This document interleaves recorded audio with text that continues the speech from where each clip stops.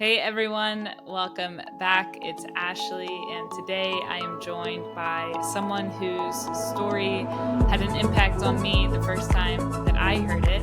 I had the honor of meeting Bob Delaney at the Pink Experience in Sarasota, where he shared his journey from infiltrating the Mafia as an undercover state trooper to becoming at the center of basketball's biggest moments as one of the NBA's most respected referees, now a leading voice in trauma recovery and leadership.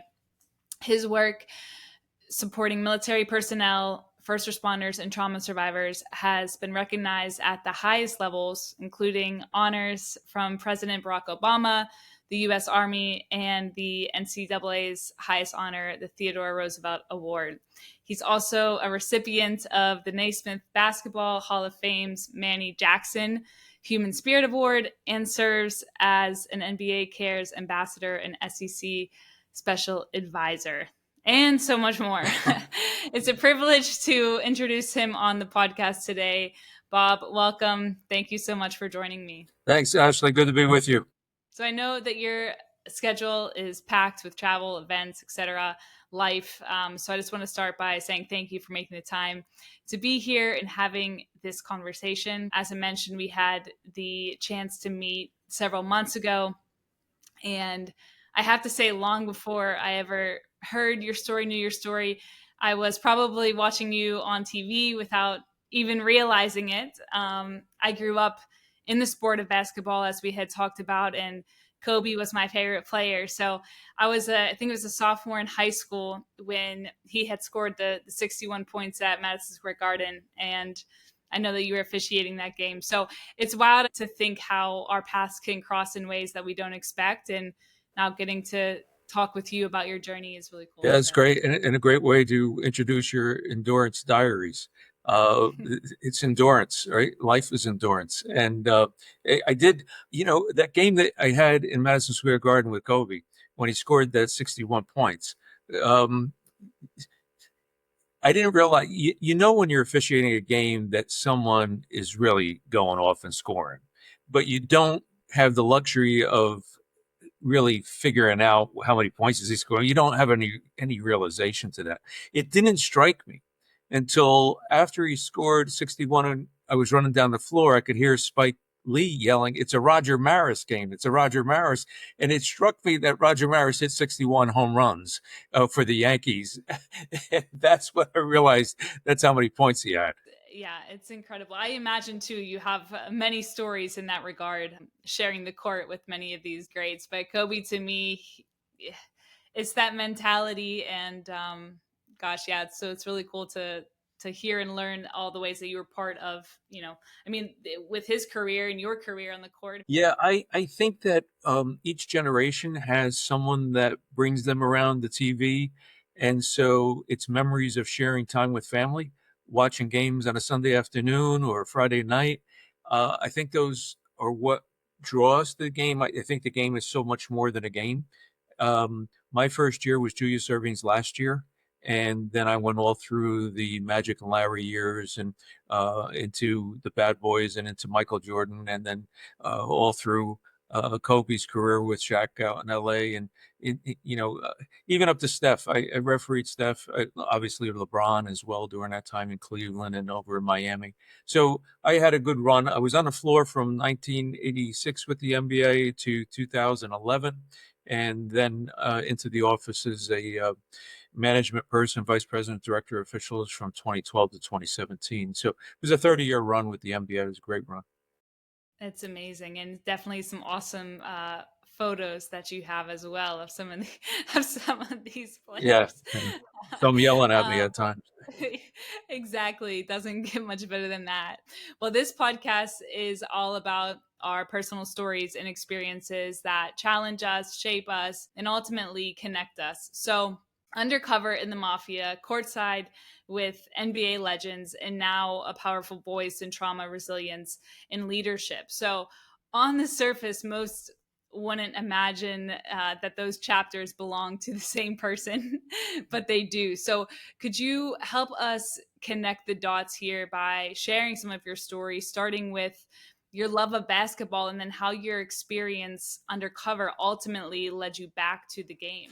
Yeah, I played ball at the high school and college level, and I realized my junior year, going into my senior year, that the NBA would not be calling me. I played at New Jersey City University, a Division III school, and I tell people that I got Budweiseritis over that summer. My ups were limited. I went from dunking the basketball to just about getting to the rim, and the state police in New Jersey had not given a test for 2 years, and so I was concerned that if I waited, that it would be another time, a long period of time. So I took the test, went through all the uh, testing, and passed. And I left in my senior year. I said to players, I came out early too. Only I came out to be a cop, not to be a NBA player. And and then I went through that um, training, which is 23-week resident training. The State Police in New Jersey was founded by Colonel H. Norman Schwarzkopf, the father of the famed General H. Norman Schwarzkopf of the Gulf Wars, and in a very military style. We lived at the stations back then. We were the local cops for towns that didn't have their own police departments. So, two troopers to every room, the state police station, and then downstairs was our kitchen and like a family room. It was almost like a firehouse. It was our home. And you worked 2 days on, 2 days off. And I was at every 6 months they transferred you your first year. So I went from Flemington to Newton to Somerville, and you have about a year on a job and you start to get cocky. And I walked into the squad room after 2 days off, and there was a note in my little cubby hole. They try to make you feel good about yourself, like you have your own office. And there was a note to call Lieutenant Jack Liddy, Division Headquarters, Criminal Investigation Section, Organized Crime Bureau. This guy had more titles next to his name than I ever saw. And Ashley, I grew up Irish Catholic. That means I wake up guilty in the morning. I thought I did something wrong. I thought I had a problem on my hands. And I called the lieutenant. The other trooper said, "Relax, kid. You probably gave a ticket to a mob guy. He's in organized crime." The lieutenant said, "Are you going to be in for a while?" I said, "Yes, sir." He said, "I'll meet you in the kitchen an hour and a half later." An hour and a half later, I walk in, and there's this intimidating figure. Lieutenant Liddy stands about 6'4". He's got meat hooks for hands. He hangs on his lapels when he speaks to you.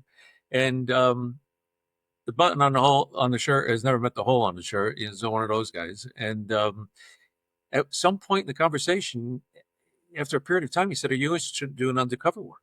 I said, "Yes, sir." And he turned and walked away. I said, "Lieutenant, what is it? Drugs, narcotics?" Because back then, all we're doing is buy bust on the street. He said, "If you keep asking questions, you'll be out of the running." Over the next 3 weeks, I learned that the President's Organized Crime Task Force, the state police, and this President's Task Force on traditional organized crime, the Mafia, was starting our own trucking company on the waterfront in New Jersey. I was one of those undercover guys, myself, another state trooper, 3 FBI agents. And we started a small trucking company at the entrance to the port of Newark, New Jersey. And the grant was written for 6 months, like we were going to end organized crime in the state of New Jersey in 6 months. We realized that quickly wasn't going to happen. Then we got lucky in the investigation. A guy by the name of Pat Kelly was a consigliere for the Giorgio crew to Bruno crime family, was jammed up. State police had cases on him, FBI had cases on him. He could either go to jail or come to work for us. He worked for us. And he was the one that scolded us in the way to wise guys. We were being politically correct. We were 5 co-owners in the trucking company, the 3 FBI agents, myself, and another state trooper. And Pat said, "I never saw a bus going down the street with 5 bus drivers. Somebody's got to be in charge here." And so we started a new trucking company in the shadows of the Statue of Liberty called Alamo Transportation. I became the president. The other trooper became my driver bodyguard. The FBI agents took on roles of truck management, truck sales, accountants.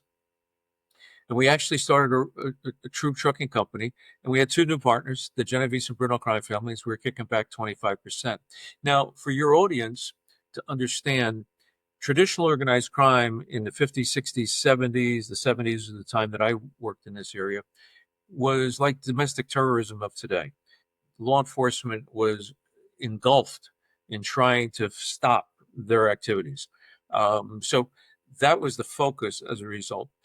I could go on for hours telling that Soprano-esque type story that I lived and that lifestyle I lived. But I'll take you to the last day. After 3 years of this being my life, um, what started out as being something enthusiastic, then it got to be like, how long is this going to go? And then I just needed out. I was no longer myself. This was deep cover. It wasn't going home at night. I was in that site, and I became another person for 3 years.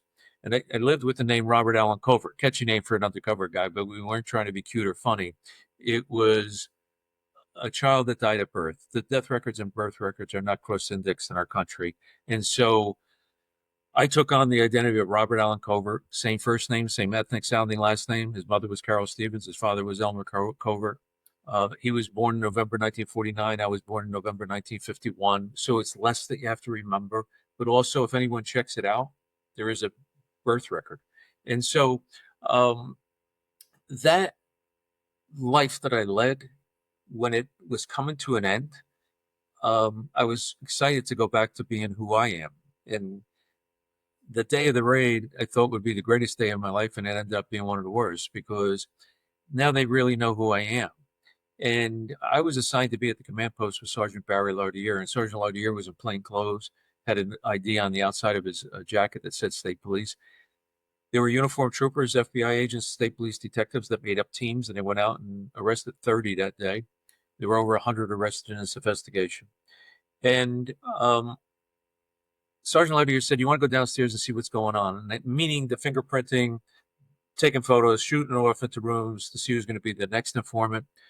And I said yes when I meant no, because now they really know who I am. My military training came back, and I put myself at parade rest, my arms behind my back, head up, shoulders up, look him in the eye. And I was standing next to Sergeant Lardier, and the guy was being fingerprinted, and the trooper was putting the cuffs back on him. And his name was Ronnie Sardella. And Ronnie, for lack of a better term, was a friend at that time. He and I did dope deals. We did gun deals. We did stole tractor trailers off the port. I've been to his house for dinner, knew his wife, knew his kids. And he looked over at me and he said, "Bobby, what they pinch you for?" Before I could answer, Sergeant Lardier said, "He's not pinched, he's with us, he's a trooper." The look that went between us was not one of anger. It was one of hurt and disappointment. He looked at me and said, "Bobby, how can you do that to us? How can you do it to me? I'm your friend." Freeze frame, go back to St. Mary's Grammar School, Patterson, New Jersey. I'm in fifth grade. I get caught doing something wrong. I was a Catholic school kid. Sister Joseph Rozier told me I was going to be punished. Before she told me what the punishment was, I said, "Sister Jimmy DeLello is doing it too." I gave up my best friend in a heartbeat. And you know the ring that says the good sisters are married to God? It's also there to put welts on your head. She hit me. She gave me a shot in the head. She said, "Delaney, you don't tell on your friends. It's an unwritten rule in a schoolyard. You don't tell on your friends." And yet an undercover person has to become friends with people and tell on them. And so I started down a emotional roller coaster ride. And I refer to it as emotional violence inside of me. I didn't know what I was angry about. I didn't know what I was paranoid about. I didn't know the hypervigilance, all the things I know about post-traumatic stress, I didn't know then. And it compounded. A few days later, I got called to division headquarters after the first raid, and they played a recording of an innuendo conversation of retribution on me, and it was at a Genovese mob hangout in Hoboken, New Jersey.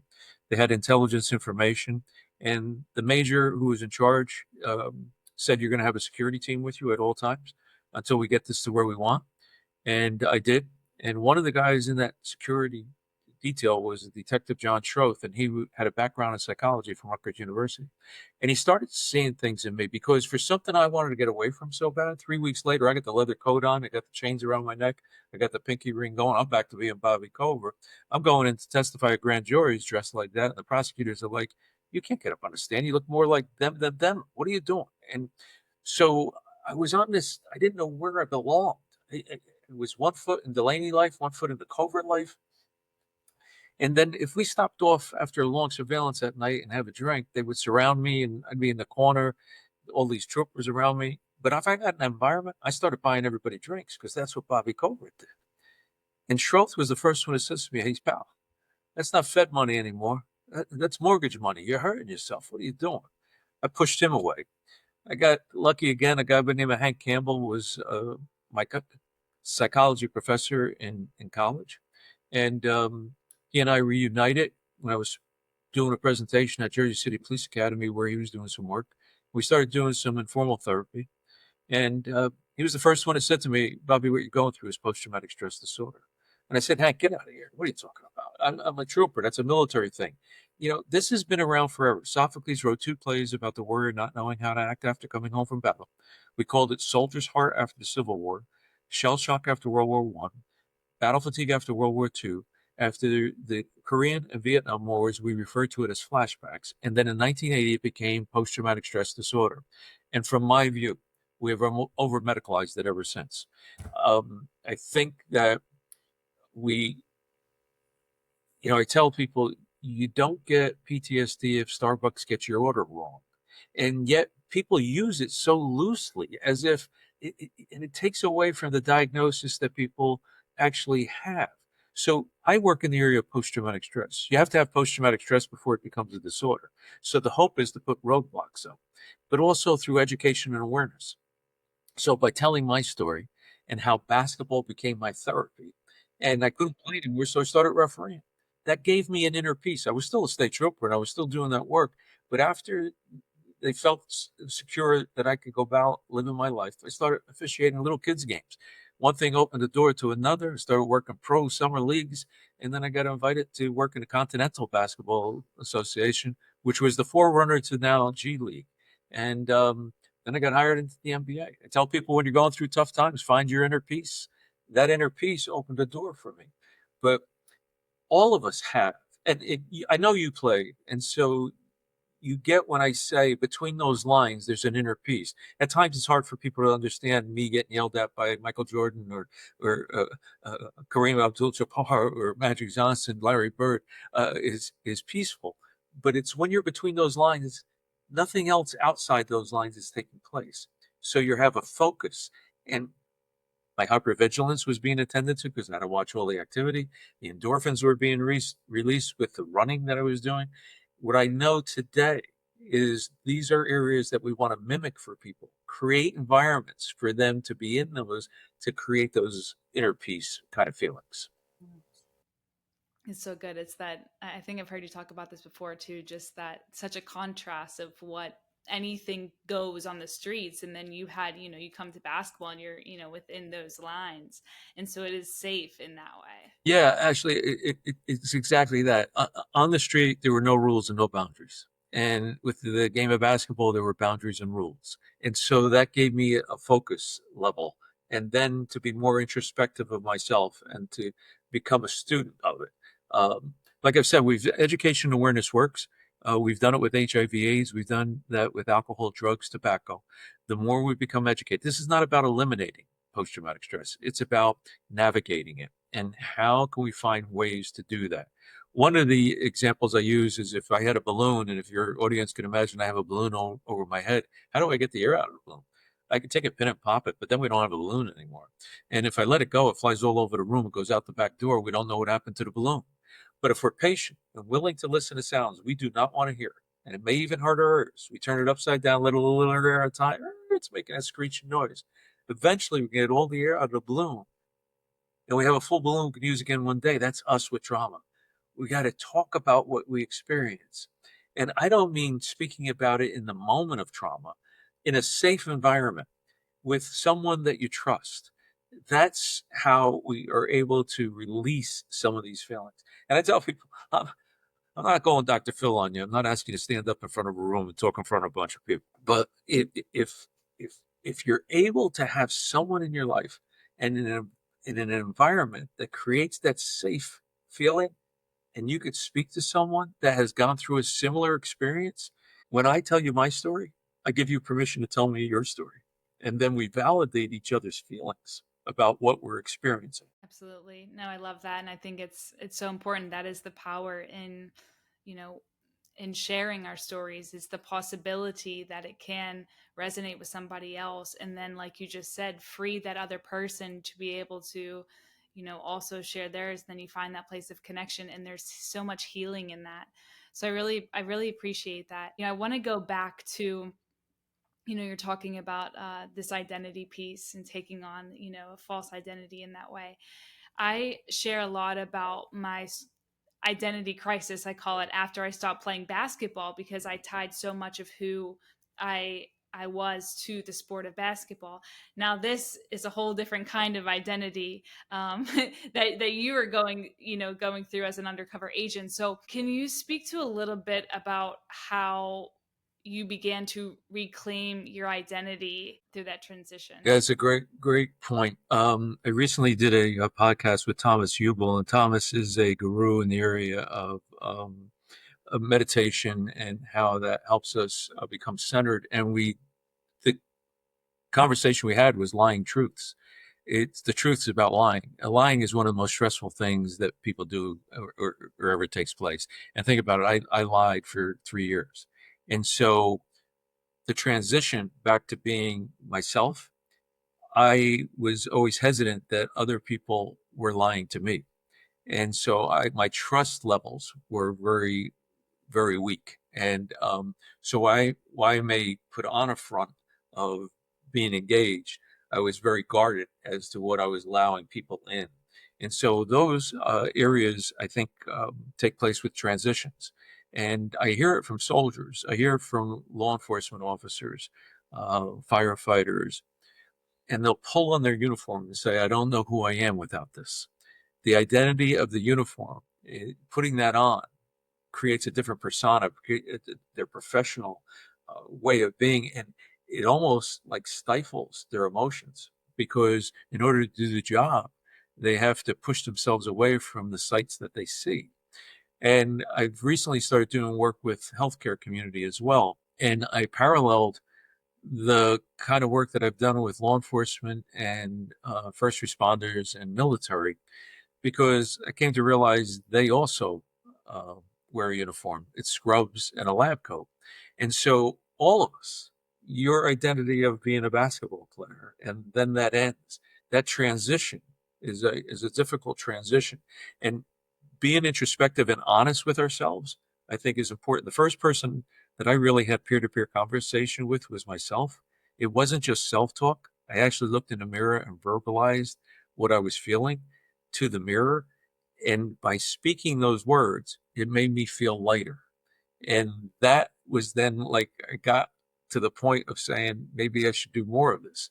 And then my bosses, when I was in law enforcement, heard about this work that I was doing with the undercovers and having these informal conversations, and then with detectives. They asked me to speak to the uniform uh, troopers, and I thought, I only spent a year in uniform. I didn't have, but then I realized we all have our first fatal accident, and so I got up and told my story about that, and I don't have to go into the grisly details, but I had 3 months on the job, two kids on a motorcycle with a truck on Route 202 in Flemington, New Jersey. And there's not much to do once it's deemed to be fatal. The fatal accident unit comes, specialists. And so you're holding it down. And the senior trooper I was with, Gary Rinker, had been down this road many times, 16 years on the job at the time. I had 3 months, my first. He took out a cigar and started smoking. I was Dudley Do Right kind of kid. I didn't smoke, drink up until, I was supposed to at 21, and I wasn't going to smoke a cigar. But an ambulance worker was walking by. And I tried to act cool because I knew there was something going on inside my body. My legs were shaking under my uniform. I could feel the blood running through my veins. And I said, I'll take one of those. But that guy was smoking Camel Unfiltered, and I took a hit on that. I thought I was going to throw up and pass out. I went back to the state police station, and I got into one of the bathroom stalls, and I cried my eyes out. And I did it quietly in hopes that no other trooper would hear me because, from my view, I thought they would think I was weak, that I couldn't do the job. They wouldn't want to go on patrol with me. I had this whole inner self talk taking place. And yet, when we took a break after I told the story, over half the room came up to me and said I had something similar. And it underlined what is personal is universal. If you're feeling it, someone else is. It's that willingness to talk about it that allows us to get the air out of the balloon. I really appreciate you saying that. It reminds me of something I've that you were quoted saying before, that we're all susceptible to the impact of stress, and trauma is trauma, whether it's a car accident or a tour in Afghanistan.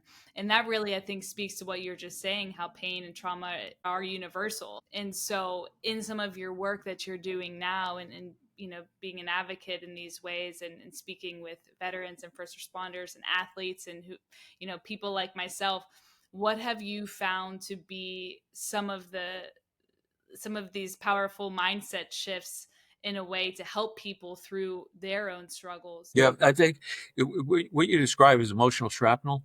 So, when we have a bomb takes place, the shrapnel that goes out. Well, the same things with emotions. And as you described, the early days was really talking about my personal experience. And then I was doing it with law enforcement and then firefighters. And then the military heard about what I was doing and they brought me in to do with the military. And then you start to come to this realization, it's all of us. This is a human condition. It's not about a particular. It's just that those who serve see what the rest of the world does not, and those who serve go to where trauma is. So military goes to trauma on foreign soil. Law enforcement deals with trauma on our local streets. Firefighters go to trauma.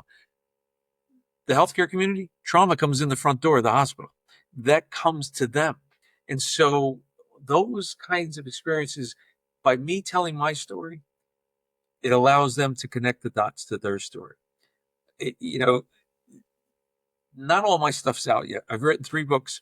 I've been interviewed numerous times. It's not about getting it all out.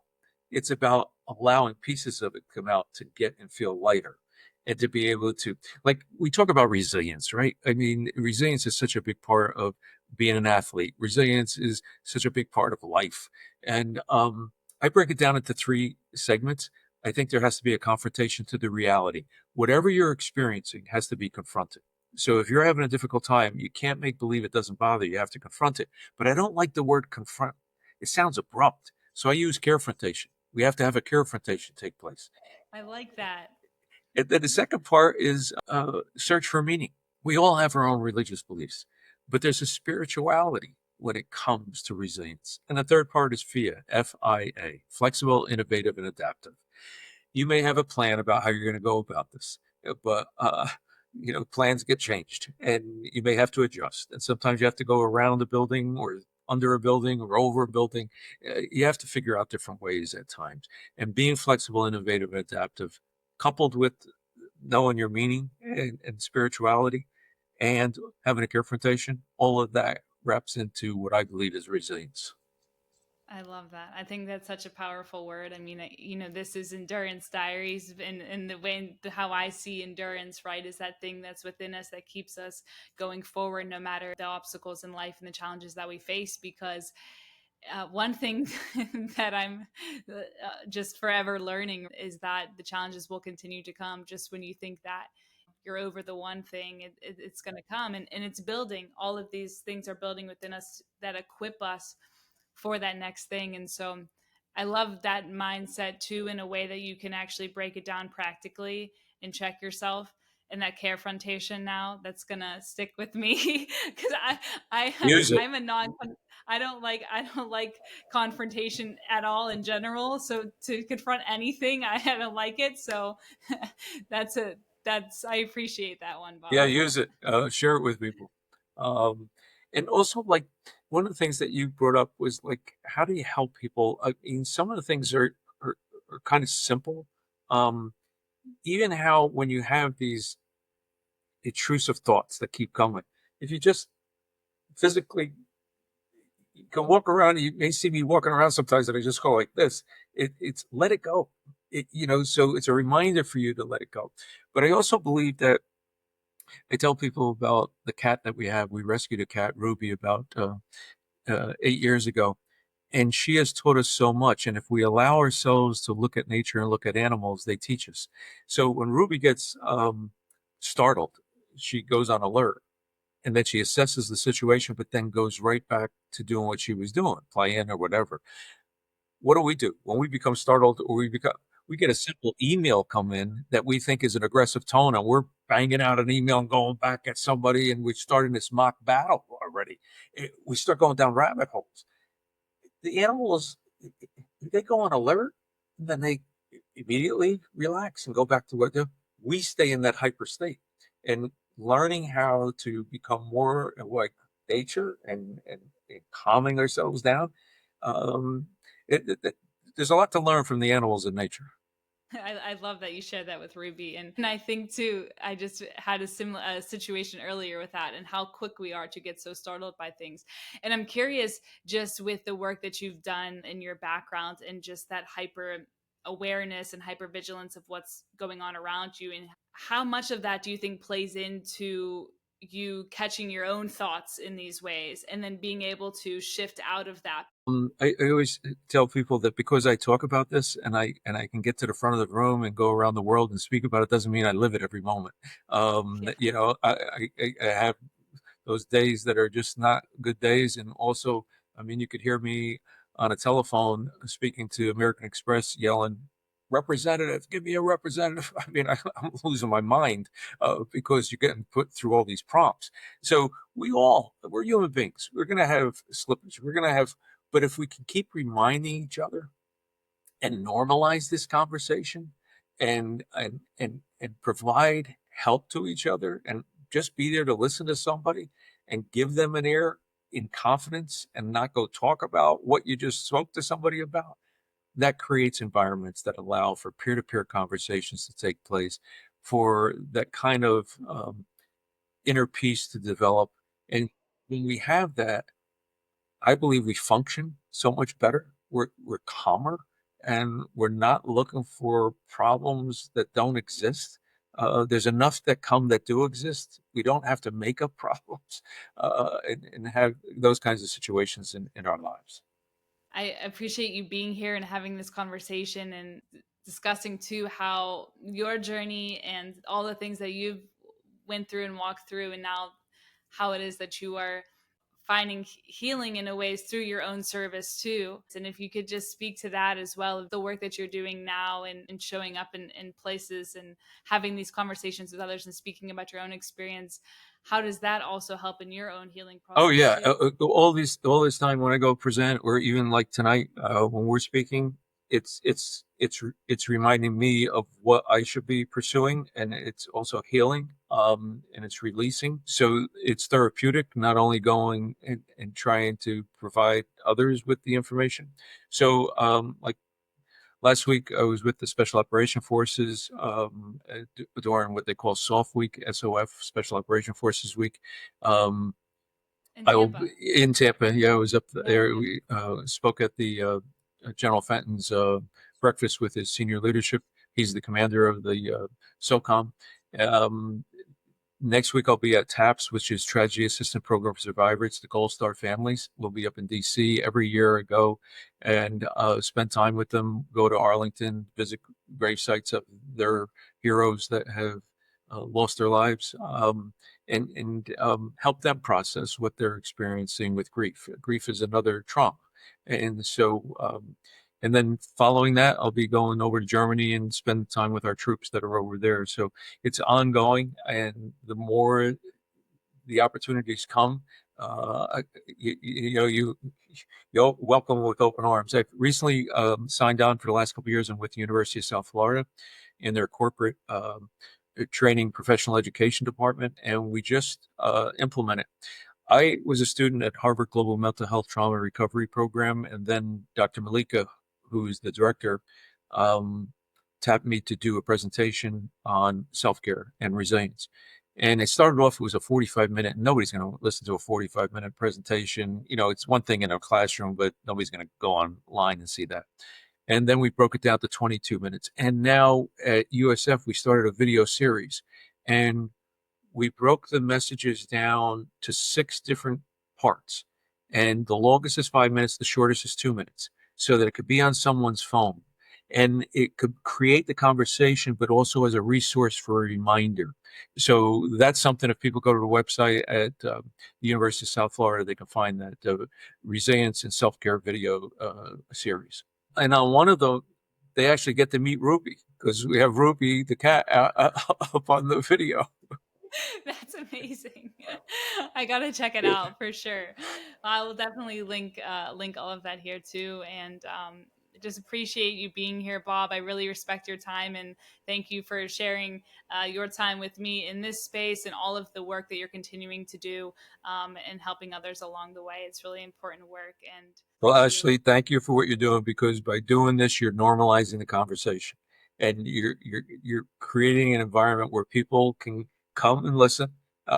Maybe they don't want to be raising their hand and coming to the front of the room just yet, but it gives them the opportunity. So, to you and your audience, stay healthy, stay safe, take care of one another, and take care of you too. Self-care does not mean selfish. Thank you, Bob. I needed to hear that.